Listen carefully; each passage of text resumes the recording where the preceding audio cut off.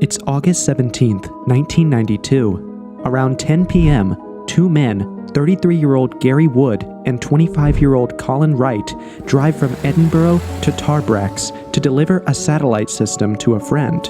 Just 9 miles away from their destination, along the A70 road, something at the corner of the windscreen catches Colin's eye. "What the hell is that?" he blurts out in a small panic, even as he leans forward to get a better look. Up there in the sky, not very far away from them, a large, dark object takes up more and more of their view. What's even more odd, it seems to be following them. On further inspection, the object appears to be a type of aircraft, but it's unlike any aircraft the two men have ever seen. At the bottom of this craft is a rounded underside, and it's followed by a 30-foot disc, and then capped by a rounded topside. The craft's exterior also appears to be somewhat shiny, smooth, black, metallic, and reflective. Strangely, however, the craft has no light or windows. And for some reason, it's gone from following them to descending on them. Dazed and not knowing what to do, Garry tries to lose the craft by zooming off, but the object overtakes his vehicle with lightning speed, producing a silvery curtain of light, which Garry finds he can't evade. With no way else to turn, he enters into this strange curtain of silvery light. Astonishingly, once Garry enters into this strange light, he finds only pitch blackness. He sees neither the road, nor his car, nor Colin. So, Garry thinks he's dead. But just as he thinks that, another blinding light rushes at him, and he finds himself back in the car with Colin, fighting maniacally to control the steering wheel. When the car finally comes to a stop, the light is gone, as is the strange aerial object. Both men pause for a minute to catch their breath. Turning to each other simultaneously, they both know instantly, without saying any words, that they have both just experienced something life-changing. The sudden anxiety they feel, however, guarantees them that it's not the good kind.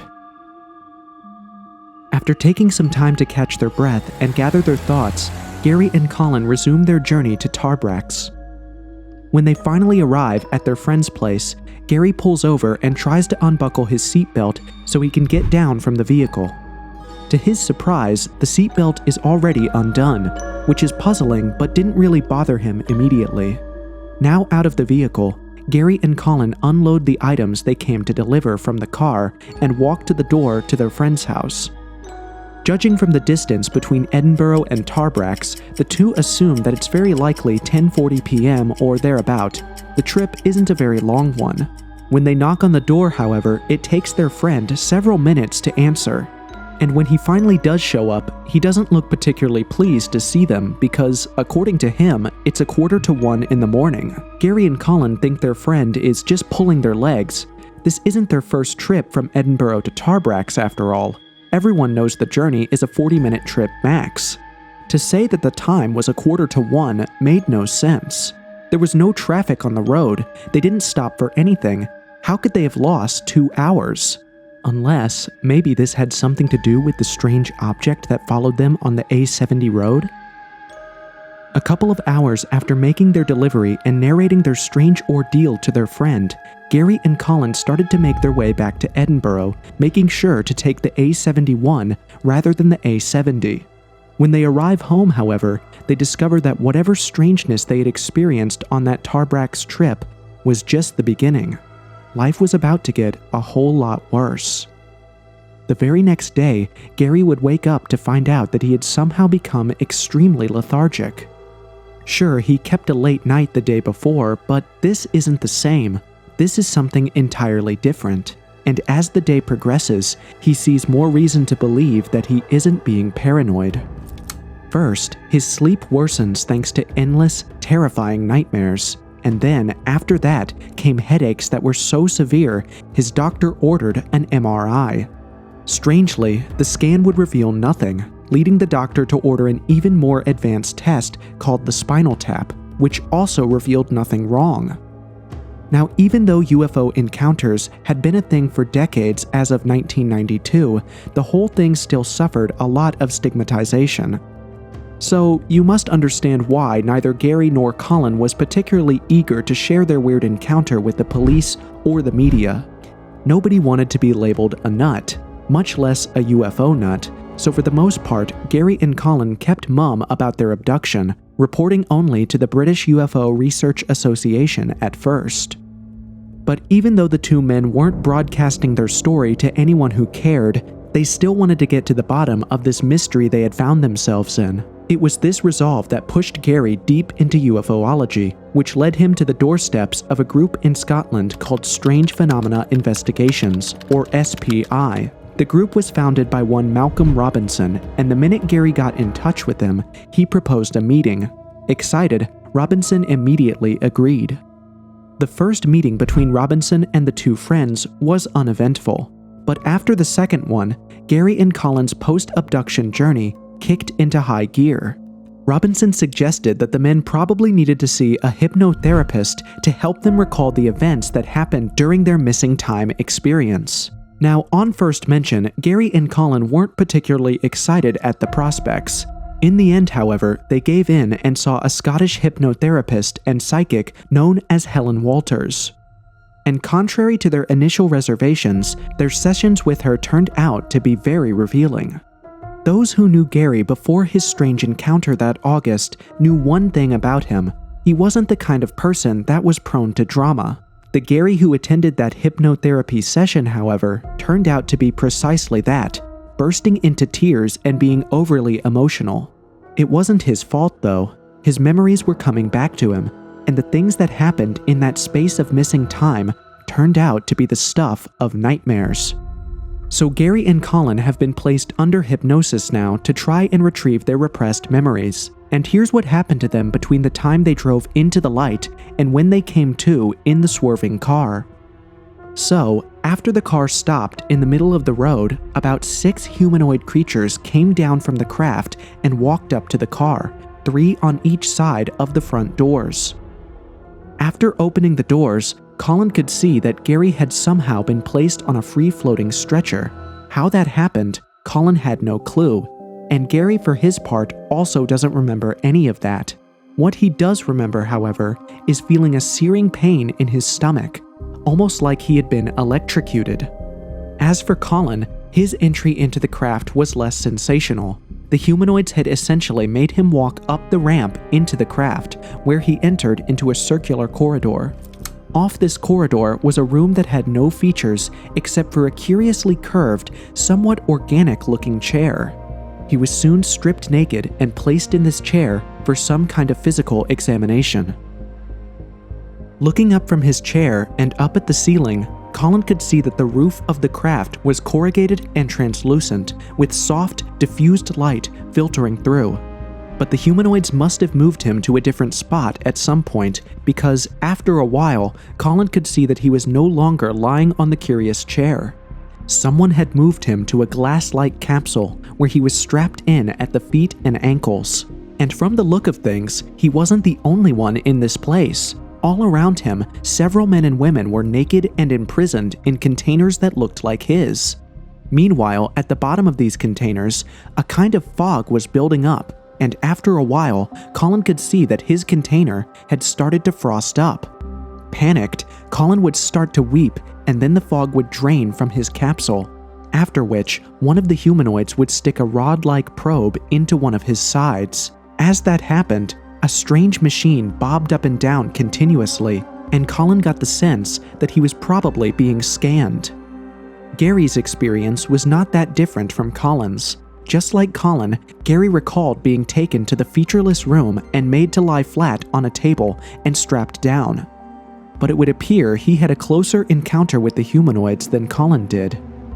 By Garry's recollection, the creatures in this strange craft seemed to have some issues adjusting to Earth's gravity and atmospheric pressure, especially the tall and thin ones who seemed to always be falling over themselves. Altogether, Garry seemed to recall seeing about 20 to 30 humanoid creatures, most of whom looked tall, gray, and frail. There was one, though, that looked strikingly different. This one had a heart-shaped face with all kinds of markings, including 3 colored facial stripes on each cheek. It was this one that Garry spoke to telepathically, asking him why the creatures were doing what they were doing. The answer that appeared in his mind after this question, however, did little to douse his fears. "Sanctuary," said the creature. "In many ways you are more advanced than us, but you have been capped. Our existence is much like your own. We also have concerns and needs." Now, what capped means is not certain, but from context, it would seem that the creature was trying to communicate that humanity's advancement was deliberately slowed down by some entity. Perhaps said entity felt we were not yet ready for the responsibilities our advancements would bring. That much is not clear. What's clear, however, is that just like Colin, these strange alien creatures weren't the only kinds of beings Garry encountered in that mysterious craft. Specifically, Garry recalled encountering 2 other humans in the craft besides him and Colin. One was a young woman. She was naked and wearing a shaggy perm with blonde highlights as she cradled herself and cried her eyes out. The other was a small man, and he was wearing a black suit with a tie.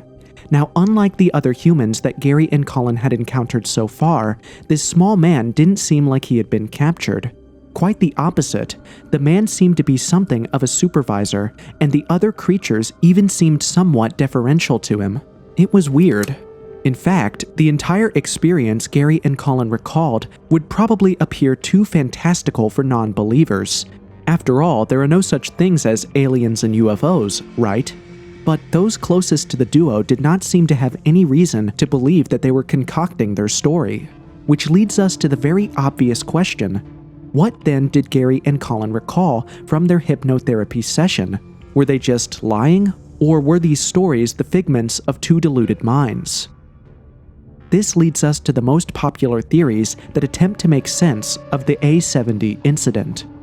The A70 incident has led to several theories among believers. However, for the sake of this video, we're going to focus on the 2 most popular and plausible ones.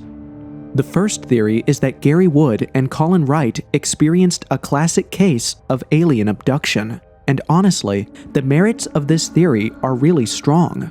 Anyone familiar with alien abduction lore would have instantly picked up on all the classic markers in the duo's recollection that have come to characterize alien abduction encounters.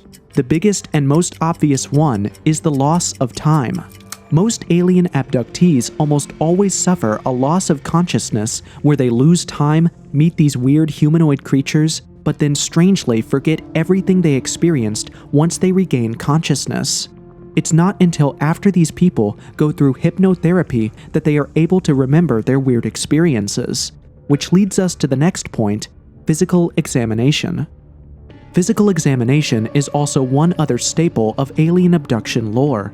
Almost every alien abductee comes back to talk about being physically examined by the creatures they met in the spacecraft.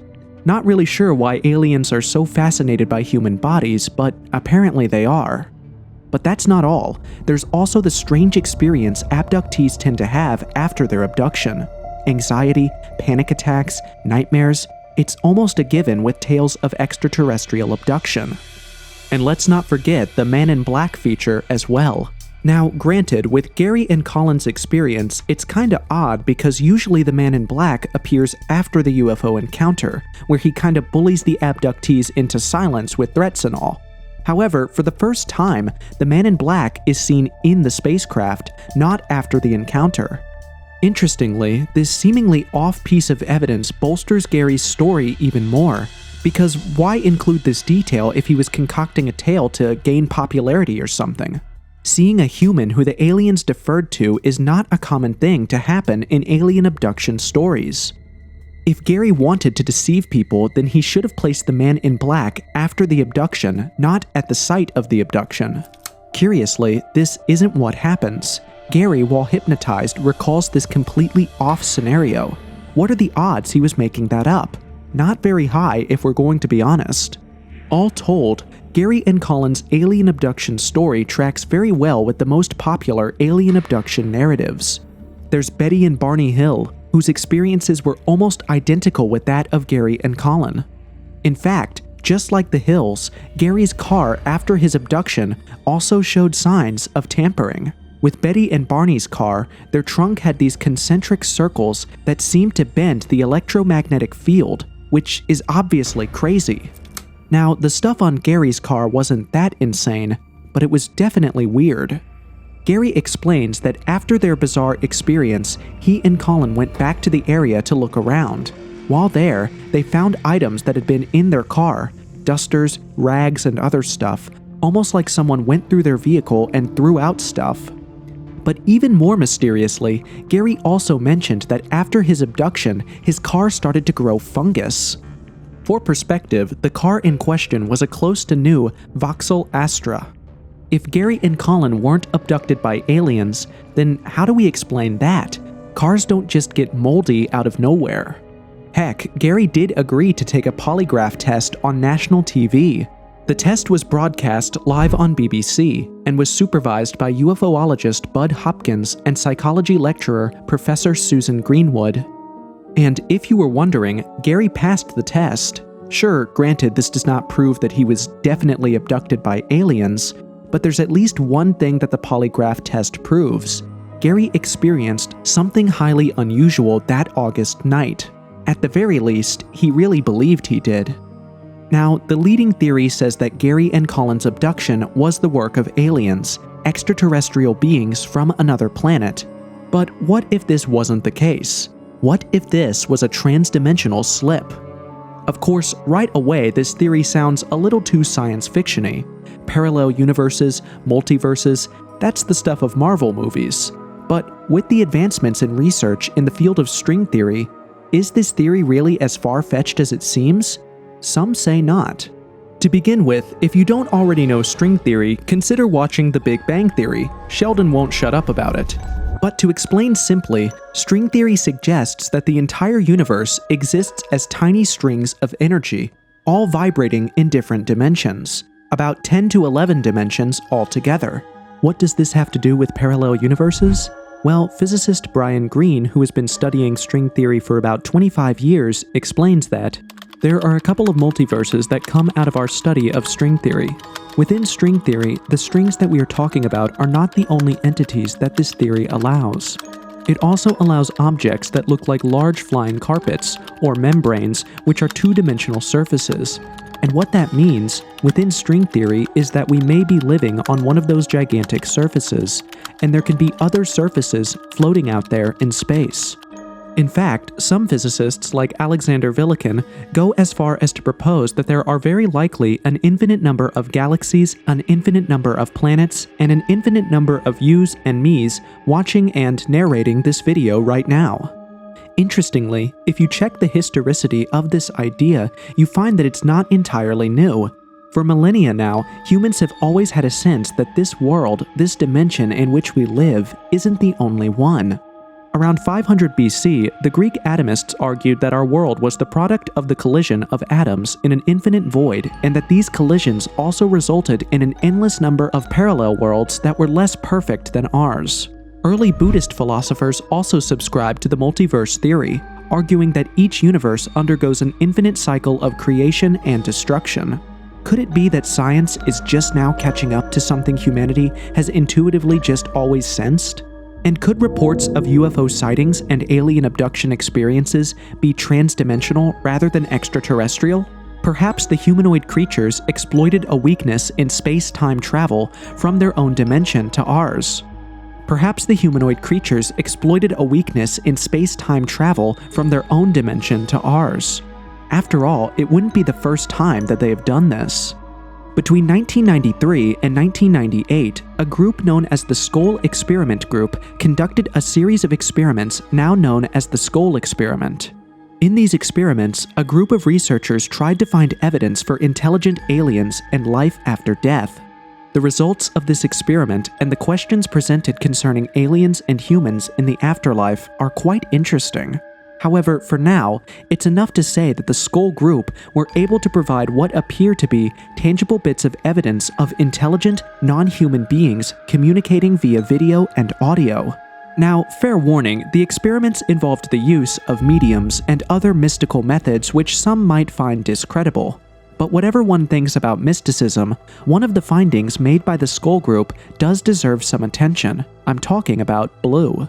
Blue is the name that the Skull Group gave to the interdimensional creature that appeared during one of their seances. Except for its bluish color, blue looked every bit like the humanoid creature commonly seen in all UFO sightings and alien abduction tales. Elongated face, large black eyes, no mouth or nose. So could this be proof that Garry, Colin, and indeed other abductees like them were captured not by extraterrestrial beings, but by interdimensional beings? It does seem likely. But hey, this has implications for a lot of what we believe about UFOs. If these sightings are not the result of intergalactic or interstellar travel, then we have to rethink how aliens make it into our dimension, because it definitely can't be like space travel. One theoretical method proposes that an entity might just take 2 points in space, draw them close together, and then pass through the folded sections directly. So pretty much traveling without moving, like you see in the book Dune. If this is possible practically, then it's possible that there wasn't any travel involved in the abduction and returning of Garry and Colin. The beings simply phased in and out of our dimension. Or perhaps it wasn't even an abduction at all. Perhaps a disturbance in the Earth's electromagnetic field created a portal that sucked Garry and Colin in until they were rejected by the other dimension and pushed back into their own time frame. Time likely works differently from dimension to dimension and would explain the loss of time. But as amazing and largely plausible as these theories are, the rule of thumb when it comes to mysteries is to examine the possibility of an ordinary cause for all of these things, and only when they do not make sense reach for extraordinary explanations. And as it turns out, there are pretty good, less extraordinary yet highly disturbing explanations for Garry and Colin's experience. Now, to begin with, there's always the possibility that Garry and Colin were lying. And the fact that Garry took a lie detector test does not prove anything. Polygraph machines are gamed all the time. In fact, WikiHow has an entire article about how you can do that successfully. Secondly, hypnotic regression is a notoriously unreliable method of retrieving memories, especially because the memory is highly malleable. If a hypnotist is not very knowledgeable and says or asks something suggestive during the session, they could end up implanting false memories into the subject, rather than help them retrieve repressed memories. We don't have any way of examining the hypnotherapy sessions, so Garry and Colin's memories should actually remain suspect, considering the unreliability of the memory retrieval and lie detector test used. The skull experiment also has major detractions. Lots of scientists who have looked into the experiments have found major flaws in the so-called scientific methods involved in the seances. The experiment involved 6 mediums and 15 investigators from the Society for Psychical Research. Now, most of these investigators are enthusiasts of the paranormal themselves. So, I mean, hardly what you'd call an unbiased panel of judges. But more than that, findings reveal that these investigators hardly imposed any form of control or restriction on the mediums during the seances. Instead, the mediums carried out their seances exclusively on their own terms and even placed restrictions on the investigators themselves, like how they insisted that the entire experiment was to be carried out in complete darkness. If the investigators were there to ensure that the seances were carried out honestly and that there was no fraud, then this is already a red flag. There are several other criticisms that can be leveled against the skull experiment, and you can do your own research, but the summary is that it's not good evidence for the interdimensional theory. So does this mean that Garry and Colin made the whole thing up? Some might say yes, but wouldn't that be a hastily drawn conclusion? Keep in mind that their story tracks with well-known abduction cases, but even beyond that, what incentive would they have to make up their experiences when all that would have gotten them is stigmatization as UFO nuts? Garry and Colin definitely experienced something out of this world that night. Whether it was actually an alien abduction, however, is a completely different story, and some armchair investigators have a couple of alternative theories that are less extraordinary but still quite disturbing. We'll go from the less disturbing to the super disturbing. Some critics are of the idea that Garry and Colin's experiences could have been mere hallucinations. different schools of thought propose 3 different possible triggers. First is the electromagnetic field-induced hallucination, and this has some grounds because the site where Garry and Colin got abducted was actually close to a geological fault in the Pentland Hills. And such geological structures are known to be great sources of electromagnetic radiation. All that's needed is for the tectonic plates in that zone to experience a micro tremor, and they could give off a powerful discharge that creates an EM field on the surface. Now, if this is what happened and Garry had driven through an EM field, then as proponents of this theory explain, the 2 men probably experienced something called a paroxysm or epileptiform seizure, which are like micro seizures that could cause electrical spikes in the brain and lead to hallucinations. In this type of condition, it is possible for Garry and Colin to have just kept on driving on autopilot, not knowing what exactly they were doing. Then, after the effects of the seizure wore off, while still not fully awake, they continued their journey. But by the time they returned to their full consciousness, in their disorientation, the car began to swerve like Garry recalls. This takes us to the second possible hallucination trigger, migraine auras. You'd recall that Garry reported experiencing some severe headaches after the incident, and according to medicine, having visual auras is one symptom that presents with migraines. Visual auras happen when the brain is overexcited, leading to visual disturbances. The person might then begin to see certain visual patterns or lights, which might explain the silvery wall of light that Garry saw appearing in front of him.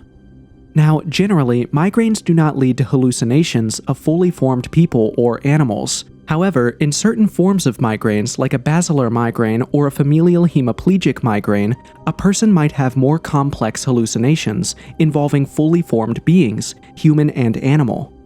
To make things a little more interesting, both basilar and familial hemiplegic migraine cannot be diagnosed through medical testing, so even though Garry took an MRI test after talking to his doctor about his headaches, the condition still wouldn't have been diagnosed.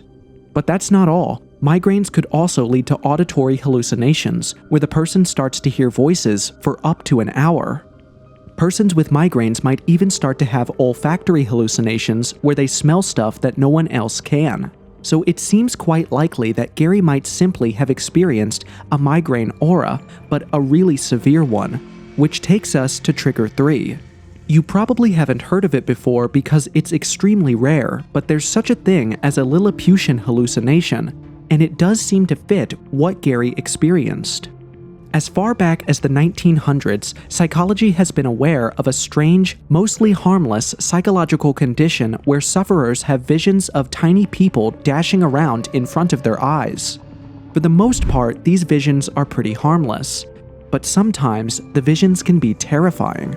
For instance, there's a report of one woman who claimed to see 2 tiny men, one of whom threatened to kill her. From the look of things, Garry and Colin's experience would fall into the terrifying category. French psychiatrist Raoul Leroy, who did a lot of work on this condition, noted that sometimes Lilliputian hallucinations can also occur alongside other psychosensory disorders. So, were Garry and Colin merely experiencing a Lilliputian vision? Also, in these visions, the tiny individuals tend to appear in groups and interact with the material world like they were truly present. This squares with the number and activities of the humanoid creatures Garry and Colin recalled seeing during their abduction. Now, the hallucination theory does seem possible, and the 3 explanations presented don't seem entirely off. But they each have their flaws. Like the EM theory, I didn't find any research supporting it. The Lilliputian theory doesn't seem likely because the chance of 2 people hallucinating the exact same thing at the exact same time are close to 0. And as for the migraine auras, they're not usually as complex as Garry and Colin's experience. Neither do they explain Colin's experience since he didn't report having any migraines. But hey, there is one more theory that sounds more plausible but far more disturbing than what I've told you so far, and that is that Garry and Colin were victims of a human experimentation project orchestrated by the government. You've definitely heard of Project MK Ultra, In the 1950s and 1960s, when the Cold War was still waxing strong, the US government started to fear that communist agents were performing some kind of mind control experiments on US prisoners of war in Korea. In response, the CIA launched MK-Ultra in 1953, a covert operation that was used to develop techniques for psychological manipulation to be used in retaliation against their communist enemies. Many of the test subjects for MK-Ultra turned out to be volunteers. However, many others were tricked into the experiment. The CIA employed prostitutes who lured unsuspecting men into safe houses owned by the CIA, where they were dosed with LSD and observed through two-way mirrors. But it wasn't just the US government. The British government, through the MI6, also carried out drug tests on servicemen in an attempt to uncover a truth drug that would make prisoners unwittingly reveal the truth during interrogations. What I'm driving at is, governments targeting their own citizens for horrifying experiments isn't unheard of. And when you hear the experiences of some of the people involved in that unfortunate project, and you compare that to what Garry and Colin experienced, you begin to see the similarities. Listen to how Whitey Bulger, a crime boss who was one of the test subjects during MK-Ultra, described his experience. The room would change shape, hours of paranoia and feeling violent. We experienced horrible periods of living nightmares and even blood coming out of the walls. Guys turning to skeletons in front of me. I saw a camera change into the head of a dog. I felt like I was going insane. Sure, you could say, but he didn't see aliens. Well, depending on where you come down on matters of extraterrestrial beings, there's not much of a difference between the possibility of alien abduction and people turning into skeletons or cameras changing into dogs. But don't forget one other striking thing that Colin mentioned during his recollection. He did say that he felt like he was placed in a glass capsule of some sort, and that there were other people there with him in that capsule. This sounds like a classic setup for a lab used for human experimentation. If the scientists were dressed in hazmat suits and Garry and Colin were propped up on LSD or some other hallucinogenic drug, then it could explain the so-called aliens they saw at the site. Perhaps they were not aliens at all, just scientists dressed in hazmat suits that looked like aliens because the men were having drug-induced hallucinations. It's even entirely possible that LSD wasn't used. Maybe it was psychotronic transmitters, electronic torture devices that can be used to torture people or control their minds remotely. It sounds incredible, but even today there are many reports of psychotronic experimentation. And while most medical professionals dismiss these claims as delusional, the truth remains that the Soviet Union and the CIA did tinker with the idea of developing psychotronic mind control devices during the Cold War. There has been no mention of the British government in talks about psychotronic torture, but there's no reason to believe that they didn't at least test it. They, after all, also participated in the race to find the truth drug.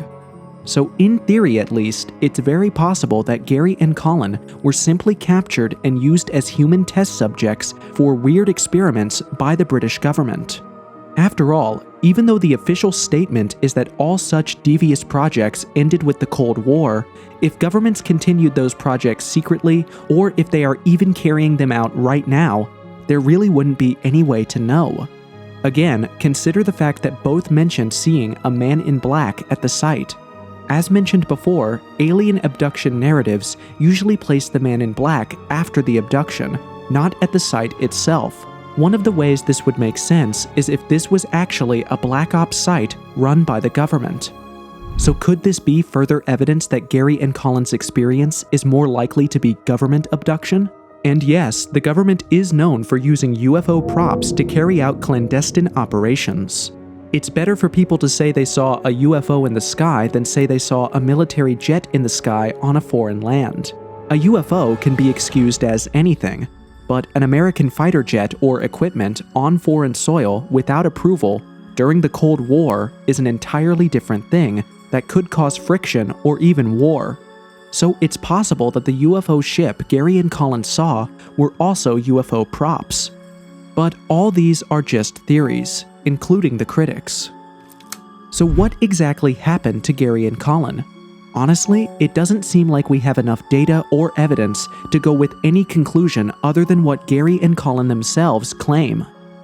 Until better evidence is found to debunk their claims, it seems we have no choice but to accept that the two men were telling the truth when they said they were abducted by aliens.